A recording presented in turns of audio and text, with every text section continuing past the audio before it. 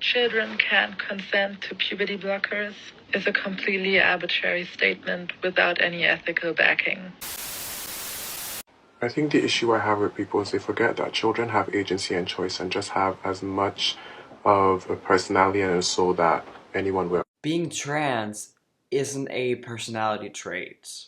The last time I checked. So not only do you need to start believing children, you need to start believing trans children when they tell you they need trans-affirming healthcare. Oh, so many things. We shouldn't always listen to children. It's not like we listen to non-trans kids more than trans kids. No child is a transsexual.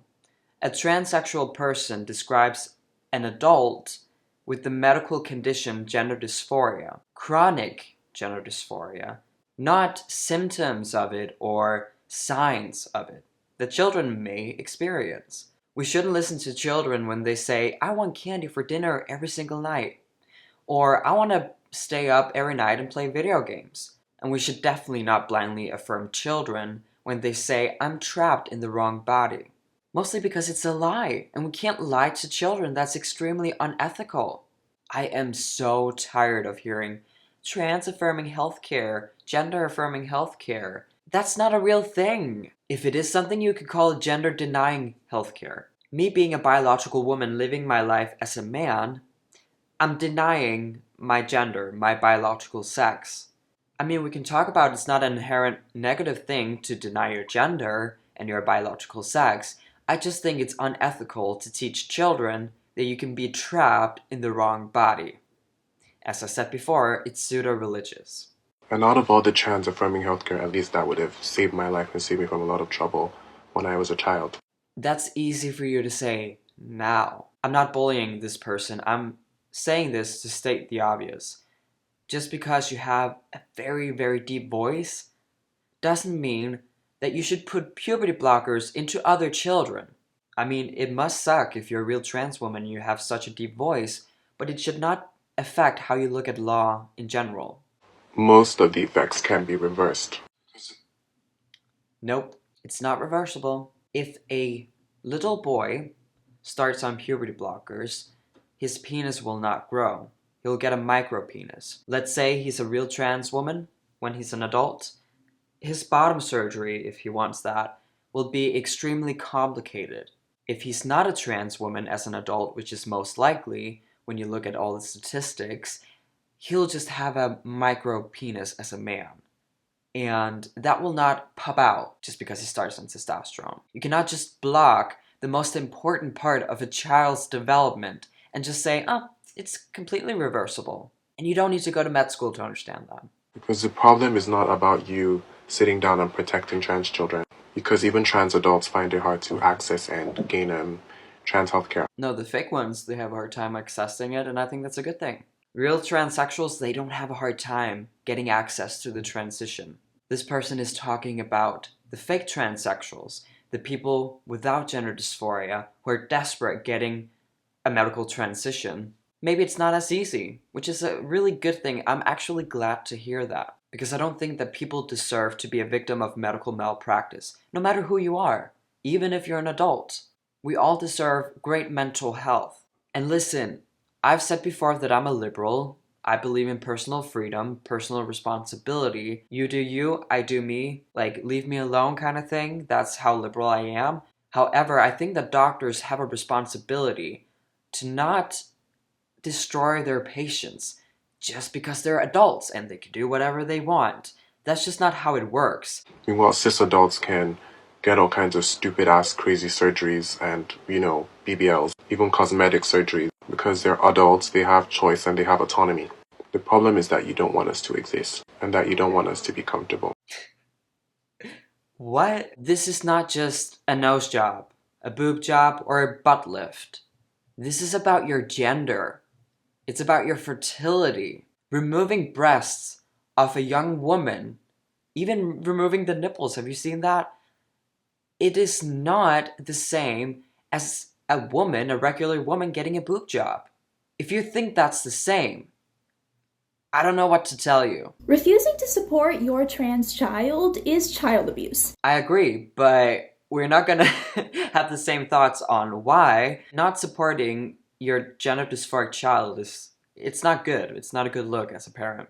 And I think it's child abuse to just put hormone blockers, cross-sex hormones, in your child because they show gender non-conforming behavior. I mean, yeah, it's child abuse because it's like medicine you put into your healthy child. That's kind of weird, right? You see, trans children need to be given gender affirming care and see a doctor, a therapist, and see what they can do about the gender dysphoria that they have. You don't need to go to a gender specialist, a gender affirming therapist. A gender affirming specialist is just as valid as someone who specializes in conversion therapy. It's both fake therapists who are intolerant as hell, driven by radical ideology. I said what I said.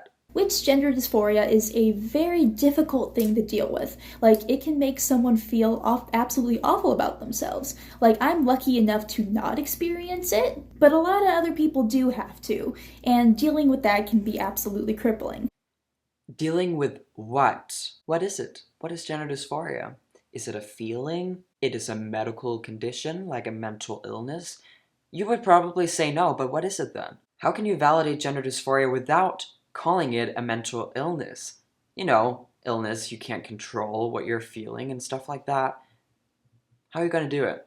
And if you aren't getting any kind of care for your child to help deal with these emotions, then those emotions can lead to higher rates of them unaliving themselves.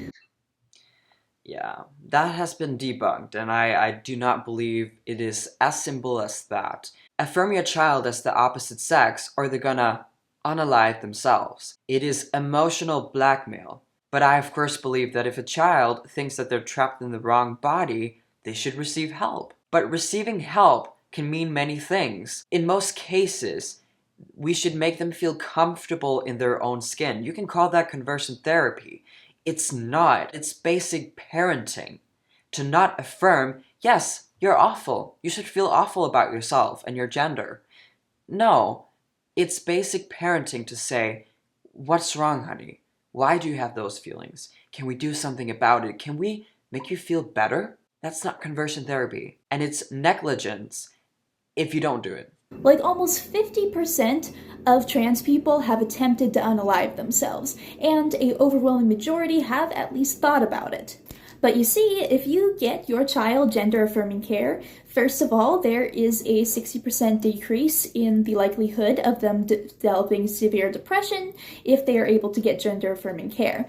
And there is a 73% decrease in wanting to unalive themselves who have gotten that kind of care. When a person looks like this, again, I'm not bullying this person, I'm just stating the obvious. I don't trust whatever statistics you come up with. That's one thing.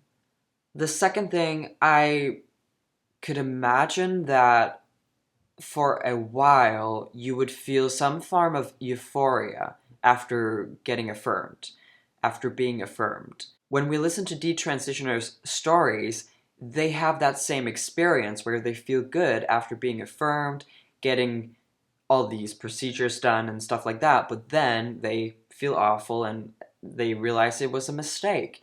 I think that's very normal, that in the beginning it feels good, like you're sitting there and like, affirm me, affirm me, affirm me, someone is, and then you feel good. But that doesn't mean that it's the right thing to blindly affirm someone's gender identity. You see, by you refusing to get your child the care that they need, you are neglecting them medically and emotionally. What do you mean medically? We're talking about healthy children. What's the matter with you? It's not neglecting someone medically if they don't need the medicine. What I think is neglecting is to affirm what your child is saying, which under any other circumstances you wouldn't, and you can't accept that your child is gender non-conforming or just gay, so they have to be the opposite sex. And even if they weren't that likely to unalive themselves, it's still awful to expect them to be miserable for their entire childhood because they feel like they're in the wrong body. And if you are not going to support your child through this journey, then you shouldn't have become a parent at all. Oh, you tell them, girl. I don't think most parents, they want to see their kids miserable. Saying to your child, honey, you can't be trapped in the wrong body. What you're feeling is very valid, and we're going to help you. We really want to help you. where we're not going to say you are trapped in the wrong body and all we have to do is fix the outside so it matches the inside. That's just not good parenting. And I don't think any child deserves to be lied to like that. Because it's not a part of reality. You can't be trapped in the wrong body, like what the f***? You can have the feeling of it, but that's because of the mental illness, gender dysphoria. But that's not the same as saying, well, your gender and your soul, that is your authentic gender, that is more a factual thing than your biology. That's all I have for you today. Thank you so much for watching this video. Hit the like button if you want to see more content like this. Remember to hit subscribe and the notification bell, and I'll see you in my next video. Peace out.